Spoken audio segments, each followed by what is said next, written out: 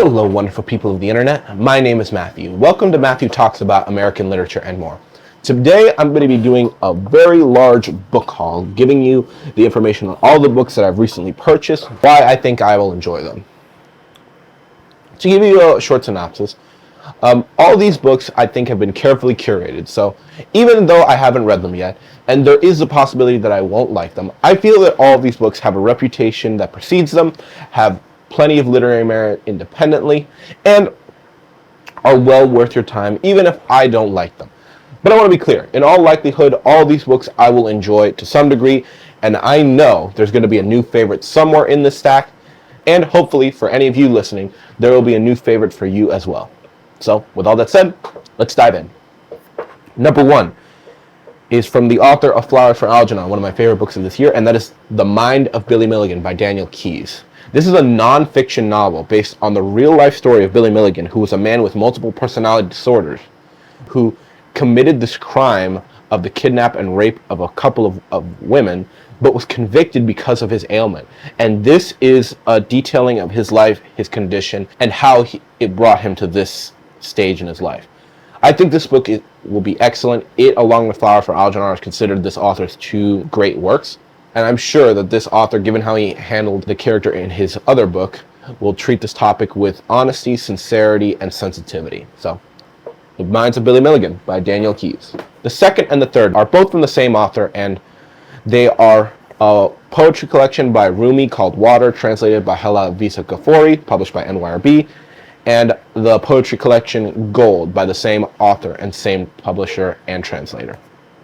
One of my best friends who reads books, Jordy, is a big fan of poetry, and she encouraged me to read some poetry. She loves Rumi, and since NYRB is a publisher that I highly respect, I thought I'd give some of his poems a chance. I've purchased these two books. I've glanced at some of their poems. They're very good.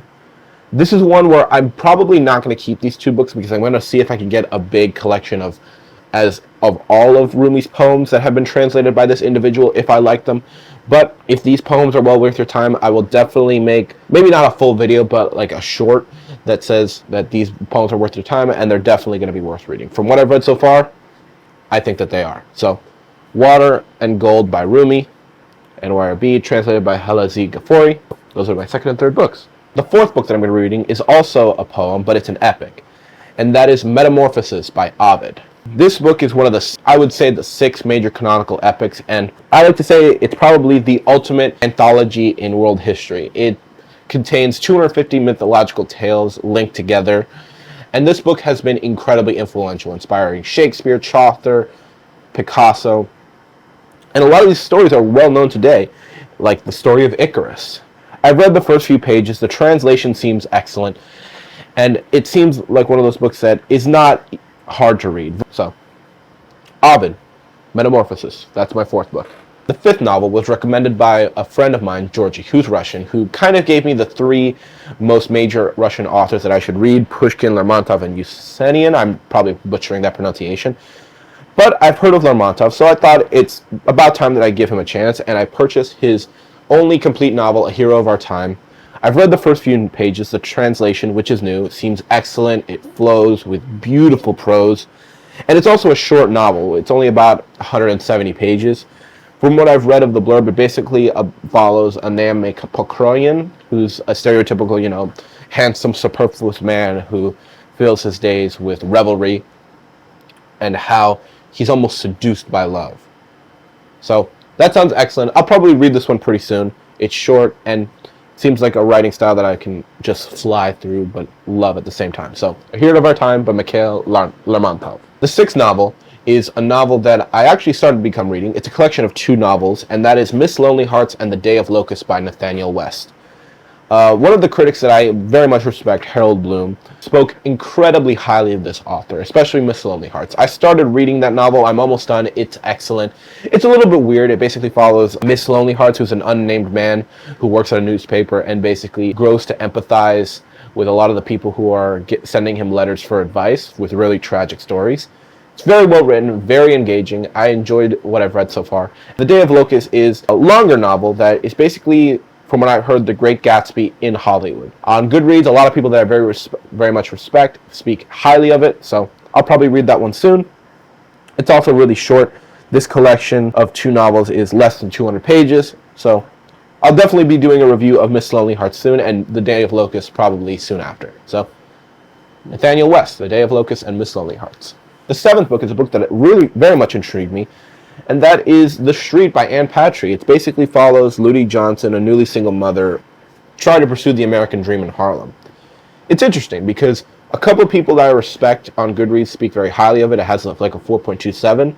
I just read a book that detailed kind of like the African American experience in the city, and apparently this is the first book in American literature by an African American that sold more than 1 million copies.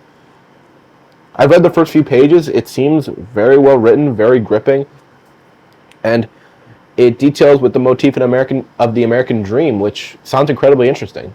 This is a book that if I read, I will definitely do a review, because I think books like this probably deserve more hype, like books that have been forgotten but have exemplary literary quality. So, The Street by Ann Petry. The 8th novel is a book that is also very well respected by Harold Bloom, a critic I respect. It's called The Left Hand of Darkness by Ursula K. Le Guin. I've been looking to get into more science fiction, and from what I've heard, that this is this author's kind of magnum opus. And the blurb sounds interesting. I'll read it to you. A local human ambassador is sent to the icebound planet of Winter, a world without sexual prejudice, where the inhabitant's gender is fluid. His goal is to facilitate Winter's inclusion in a growing intergalactic civilization, but to do so he must bridge the gulf between his views and those of the strange, intriguing culture he encounters. A lot of people that I respect think highly of this book. It's considered one of the most important science fiction books published in the 20th century, so hopefully I'll love it. This one I'm probably going to read sooner than a lot of the others. The 9th book is one that I'm a little bit worried about, and that's Confederacy of the Dunces by John Kennedy Toole. This one's strange because John Kennedy Toole, unfortunately, was unable to get this published and killed himself. But it has gained a very good reputation as a posthumous novel, and from what I've heard, it's basically Don Quixote in New Orleans. It follows Ignatius Riley, a very lazy man about town, across the French Quarter in New Orleans, coming to contact with a bunch of wacky characters and having all kinds of high and low comedic adventures. Now, if I find this book funny, I'm definitely going to love it. If I don't, I'm going to hate it. But I'm probably just going to read this one very soon, just so I know if it's funny or not, and if not, I'm definitely going to return it, and I'm never going to think of this book again. But hopefully it's hilarious, hopefully I find it funny, and hopefully I'll let you guys know and you'll feel the same way. So, A Confederacy of Dunces by John Kennedy Toole. The 10th book is The Killer Angels by Michael Shaara. This is a Pulitzer Prize winning book.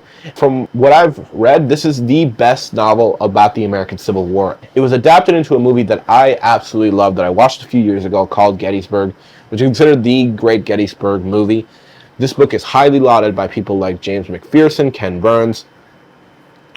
And from what I read of the first few pages, the prose seems very clean. It seems like a non-fiction novel with a bunch of characters as they go through trials and tribulations throughout the battle, all culminating to an epic conclusion at the final day of the Gettysburg battle. I've been told that this book has probably the best battle scene in American literature, and that excites me greatly. If nothing else, this book will probably give me a vivid fictional retelling of the Gettysburg battlefield, which very much intrigues me. So, The Killer Angels by Michael Shaara. The last book is one that really intrigued me. A little bit of backstory. I was going through Barnes & Nobles, and while they have like a big classic section, they usually have like one table with literary fiction where like, hey, this is the one you want to get into. This is ones that almost everyone loves. And they had this book, A Land Remembered by Patrick D. Smith. And I thought like, hey, I'd never heard of this. And it also seems like someone that no one's talked about. Like, it's not from a famous author or anything like that. So I did more research. It's incredibly highly lauded on Goodreads. It has like a 4.45 or something. Almost everyone says this is an incredible book. And I did some research, and the more I dug into it, I found out that this is considered the greatest Florida novel ever written. And I thought like, wow. For those of you who don't know, I'm a native son. I've lived here my entire life. I've spent less than 1 month outside of Florida, and I've been told this is an epic family saga that ranges from the Civil War to the 1960s. I love family sagas, and this is a book that sounds right up my alley. I'll definitely read this one soon, and if I do, I will 100% do a review on it just to get it more attention, because there are not enough novels about Florida. So, A Land Remembered by Patrick D. Smith. Hopefully it is a new favorite. So, that'll do it. If you guys know anything about these novels, please let me know. Let me know your thoughts. And if you guys are intrigued by any of these novels, please pick them up. I think all of them are worth your time, even though I haven't read them. All of them, from the research I've done, have some merit. I'll definitely be giving them a chance. If I find them and love them, I will 100% let you guys know. So I hope you found this video useful in some way.